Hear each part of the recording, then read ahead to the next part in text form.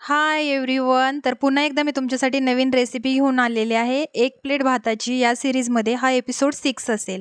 आज मी बनवणार आहे कॉर्न राईस. तर बघू शकता तुम्ही खूप छान झालेला आहे. एकदम शॉर्टमध्ये ह्याची रेसिपी सांगते. तर सगळ्यात पहिल्यांदा कढईमध्ये मी जिरं घालून घेतलं. थोडेसे खडे मसाले तुमच्या आवडीनुसार तुम्ही घालू शकता. कांदा, कढीपत्ता घातला. त्याचबरोबर गाजर घातलंय, टोमॅटो घातले, थोडीशी शिमला मिरची. सगळ्या काही तुम्हाला भाज्या, तुमच्या फेवरेट भाज्या ज्या तुम्हाला ॲड करायच्या आहेत त्या सगळ्या टाकायच्या आहेत. मला आवडणाऱ्या सगळ्या भाज्या घालून घेतल्या. थोडंसं मीडियम गॅसवर परतून घ्यायच्या आहेत.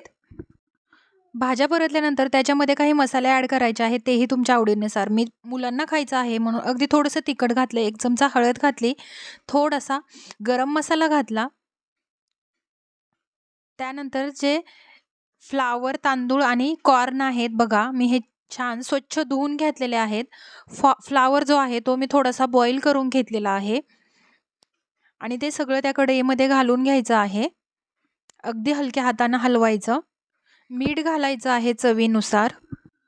त्यानंतर लागेल असं गरम पाणी घालायचं आहे. गरम पाणी घातल्याने कोणत्याही भाजीला, कोणत्याही पदार्थाला गरम पाणी घातल्यानंतर त्याची चव बिघडत नाही. मी गरम पाणी घालून घेतलं आणि छान मंद गॅसवर भात शिजून घेतला. तर इथे बघू शकता तुम्ही किती छान भात झालेला आहे. अगदी सुट्टा झालेला आहे.